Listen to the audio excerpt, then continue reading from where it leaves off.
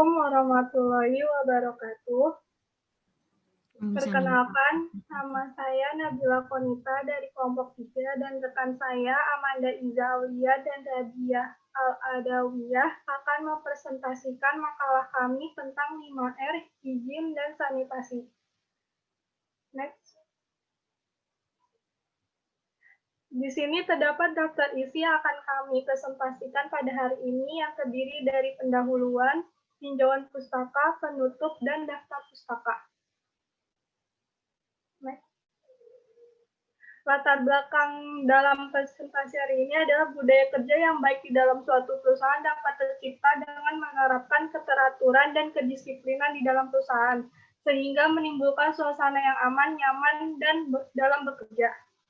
Yang kedua, keselamatan kerja adalah sarana utama untuk pencegahan kecelakaan, cacat, dan kematian sebagai akibat kecelakaan kerja. Dengan terjaminnya K3 oleh perusahaan akan menyebabkan karyawan merasa nyaman dan memiliki rasa tanggung jawab, maka dapat meningkatkan produktivitas dan kualitas kerja. Yang ketiga, menurut International Labour Organization atau ILO, setiap tahunnya terjadi 1,1 juta kematian yang disebabkan oleh kecelakaan atau penyakit akibat kerja. Lalu yang keempat, pencegahan kecelakaan kerja dapat dilakukan dengan program penerapan 5R, yaitu ringkas, rapi, resik, rawat, dan rajin. Next. Tujuannya adalah mengetahui pengertian dan penerapan sanitasi dan higien, mengetahui pengertian dan penerapan 5R atau 5S, mengetahui K3 dalam 5R, sanitasi dan higien, mengetahui kebijakan nasional yang mengatur K3 5R sanitasi dan higien, mengetahui kebijakan internasional yang mengatur K3 5R sanitasi dan higien, dan mengetahui pengaruh penerapan 5R pada perusahaan. Di sini ada 5R yang berasal dari 5 kata dalam bahasa Jepang, yaitu seiri, seiton, seiso, seiketsu, dan shitsuke, yang diterjemahkan menjadi 5R. Dalam bahasa Indonesia yaitu ringkas, rapi, resik, rawat, dan rajin. Ringkas merupakan prinsip kerja pemilihan barang sehingga lingkungan kerja dalam kondisi yang tertata rapi, sedangkan rapi merupakan kelanjutan dari 5R pertama. Setelah barang-barang diringkas, barang tersebut dirapikan sesuai dengan tempat penyimpanannya. Lalu resik merupakan membersihkan tempat atau lingkungan kerja, mesin atau peralatan, serta barang-barang agar tidak terdapat debu dan kotoran. Lalu, rawat merupakan mempertahankan hasil yang telah dicapai pada ringkas, rapi, dan resik sebelumnya dengan menstandarisasi yang sudah dilakukan dengan baik dan benar. Dan rajin merupakan kebiasaan dari pribadi pekerja dalam lingkungan kerja untuk menjaga dan meningkatkan apa yang sudah dicapai. Next. Keuntungan menerapkan 5R yaitu menyediakan tempat kerja yang menyenangkan, membantu untuk mengefisiensikan pekerjaan, memperkecil kecelakaan kerja, dan membimbing pada kualitas produk yang lebih baik dan peningkatan produktivitas. Next. Nah, sasaran program 5R sebagai berikut.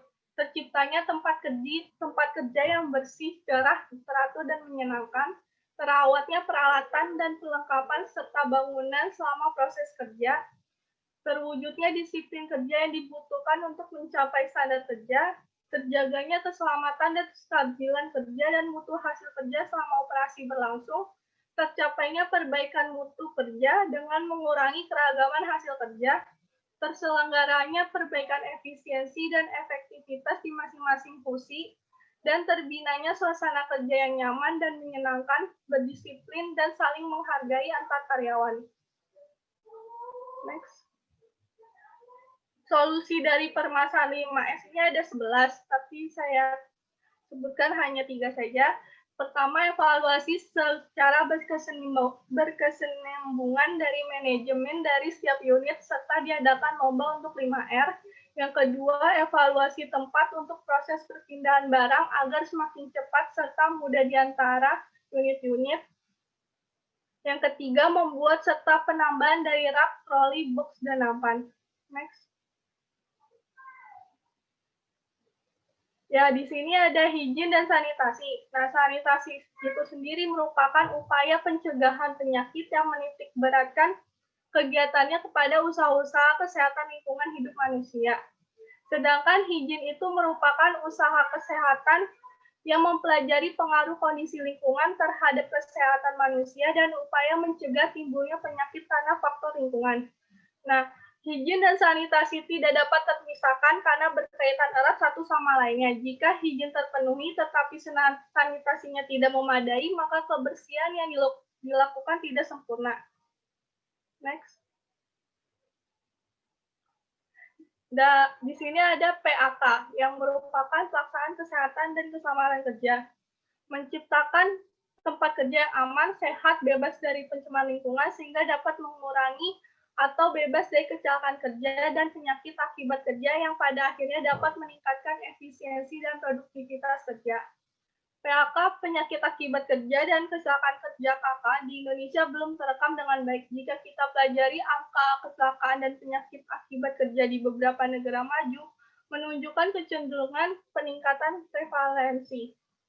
Kecelakaan kerja tidak saja menimbulkan korban jiwa maupun kerugian materi bagi pekerja dan pengusaha, tetapi juga mengganggu proses produksi secara menyeluruh, merusak lingkungan yang pada akhirnya akan berdampak pada masyarakat luas.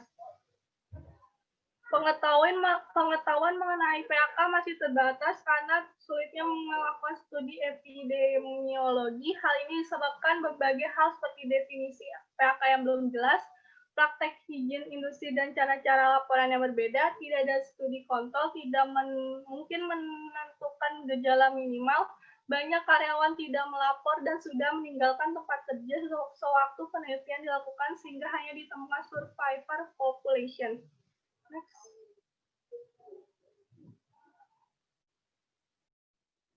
Nah, berikut adalah penjelasan mengenai sanitasi. Sanitasi itu melingkupi aspek-aspek dalam industri yaitu sebagai berikut. Yang pertama, mengenai kebersihan lingkungan dan tempat kerja. Kemudian, sanitasi juga melindungi setiap individu dari gangguan penyakit, mencegah terjadinya celaka, menjamin keselamatan kerja setiap orang, serta mencegah penyakit. Next. Untuk hygiene dan sanitasi pada makanan dan minuman, terdiri dari 6 tahapan upaya sanitasi makanan. Yang pertama, keamanan dan kebersihan produk makanan yang diproduksi. Selanjutnya ada kebersihan individu dalam pengolahan makanan, keamanan terhadap penyediaan air, pengelolaan pembuangan air limbah dan kotoran, perlindungan makanan terhadap kontaminasi selama proses pengolahan, penyajian dan penyimpanan, serta yang terakhir adalah pencucian dan pembersihan peralatan dan perlengkapan. Next. Untuk prinsip sanitasi makanan itu terdiri dari 6, yang diantaranya ada pemilahan bahan makanan, penyimpanan bahan makanan, pengolahan peralatan, penyimpanan makanan, dan pengangkutan. Sanitasi sendiri bertujuan pada makanan untuk menjamin keamanan makanan, mencegah konsumen dari penyakit, mencegah penjualan makanan yang akan merugikan pembeli, serta mengurangi kerusakan makanan. Next. Berikut adalah standarisasi nasional yang menjadi undang-undang dasar atau dasar hukum dari budaya kerja 5R, hygiene dan sanitasi dalam industri. Ada 6. Yang pertama ada Permenaker Trans RI nomor 1 tahun 1979 tentang kewajiban latihan hygiene perusahaan kesehatan dan keselamatan kerja bagi tenaga para medis perusahaan. Selanjutnya ada Undang-Undang nomor 11 tahun 1962 tentang hygiene untuk usaha-usaha bagi umum. Ada juga Peraturan Inspektur Jenderal nomor 5 tahun 2014 tentang pedoman penerapan budaya kerja 5R di lingkungan Inspektorat Jenderal. Dan ada Undang-Undang nomor 11 tahun 1962 tentang hygiene untuk usaha-usaha bagi umum. Ada pula Keputusan Menteri Kesehatan nomor 1405 tahun 2002 tentang persyaratan kesehatan lingkungan kerja perkantoran dan industri. Dan yang terakhir ada Peraturan Menteri Kesehatan RI nomor 1096 tahun 2011. Next. Berikut pula kami jabarkan beberapa standarisasi internasional, di antaranya ada ISO 22000-2009, yaitu dengan melakukan penerapan budaya kerja 5R yang diharapkan akan menghilangkan pemborosan yang ada sehingga meningkatkan produktivitas dan efektivitas perusahaan. Selanjutnya ada ISO 45001, yang bertujuan untuk memungkinkan suatu organisasi atau industri memberikan kondisi kerja yang aman dan sehat dalam pencegahan cedera dan sakit, serta proaktif meningkatkan kinerja sistem manajemen K3. Dan ada juga OSAS 18.001 dan Gerakan 5R yang menggunakan teknik PDCA atau Plan, Do, Check, Action yang merupakan proses peningkatan berkelanjutan.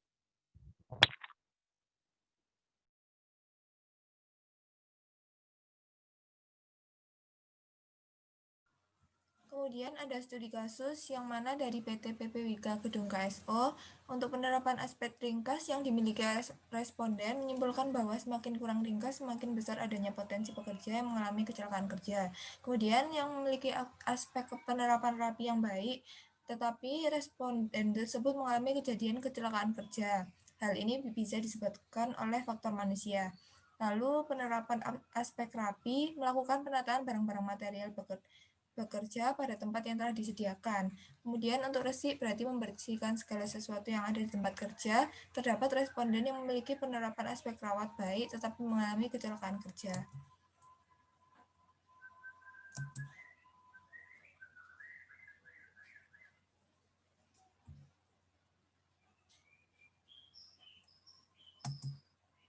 Berikut merupakan tabel dari hubungan penerapan aspek-aspek 5R dengan kecelakaan kerja. Kemudian untuk kesimpulannya, keselamatan kerja adalah sarana utama untuk pencegahan kecelakaan, cacat, dan kematian sebagai akibat kecelakaan kerja. Salah satu upaya pencegahan kecelakaan kerja dapat dilakukan dengan program penerapan 5R.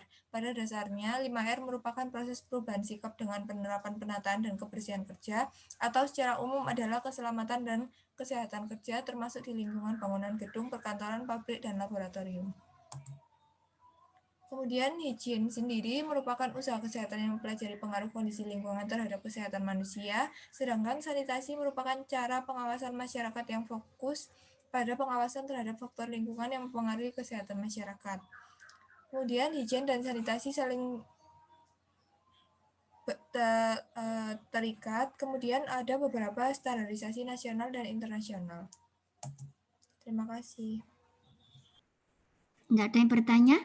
Nggak ada ya? Oke. Langsung saja untuk kelompok 3 dan untuk anak-anakku semua. Studi kasus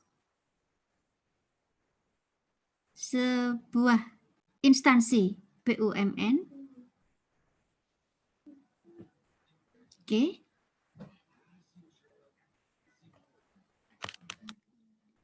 Yang mana di dalamnya ada divisi pengarsipan,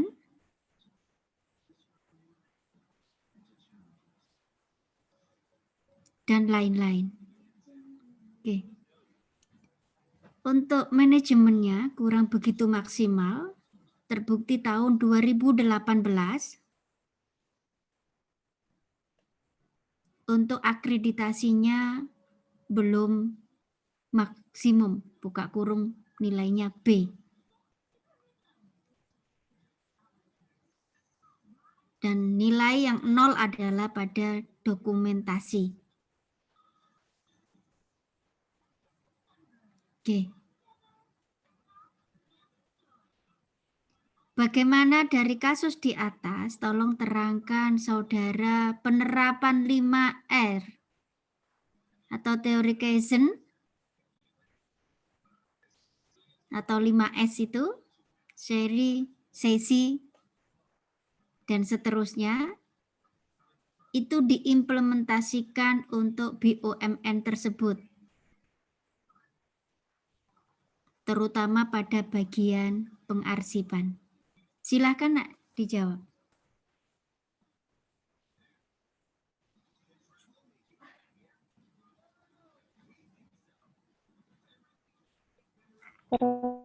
Mohon maaf, boleh diulangi tadi BUMN apa ya? Yaitu rumah sakit, Nak. Izin menjawab, Prof. Mungkin Oke, pada Nak Rabiatul Adawiyah, silakan. Mungkin pada rumah sakit, terutama di bagian pengarsipan, menurut saya itu merupakan bagian yang krusial di mana pada ruang pengarsipan terdapat dokumen-dokumen pasien, seperti rekam medis pasien yang seharusnya tidak boleh tertukar antar pasien satu dengan lainnya. Yang diharusnya ada sebuah ruangan khusus beserta dokumen-dokumennya dan harus ada satu orang ahli pengarsipan yang mengatur arsip-arsip pasien tersebut sehingga tidak tertukar. Begitu pula dengan dokumen di mana pada rumah sakit terdapat dokumen-dokumentasi penting seperti hasil scan dan lain-lainnya. Menurut saya itu sangat krusial jika tidak diorganisir dengan baik. Oke, ada yang menambah atau punya pendapat yang lain? Izin menambahkan, Prof. Ayo, Nabila.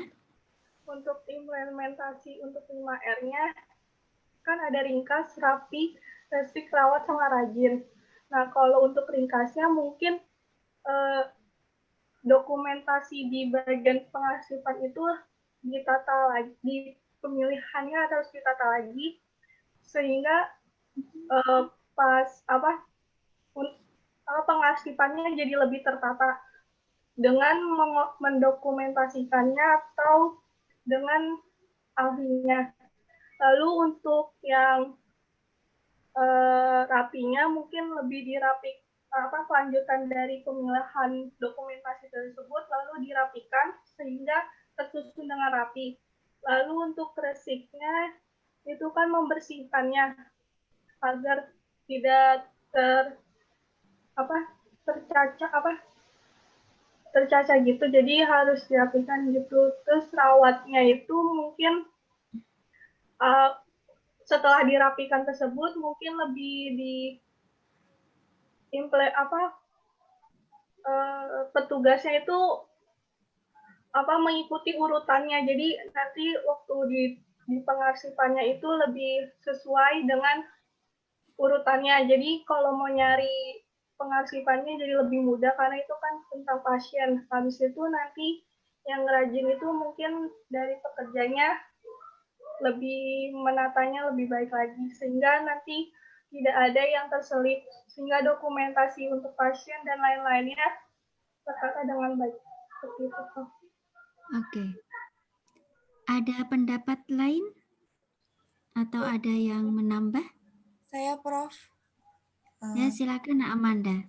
Menurut saya di dokumentasi itu sangat penting karena juga dalam OSAS 18.001 tentang gerakan 5R itu untuk organisasi yang baik itu menerapkan PDCA atau Plan Do Check Action yang mana dokumentasi itu sangat diperlukan untuk menerapkan 5R. Oke. Saya cukup ya untuk kelompok 3. Jadi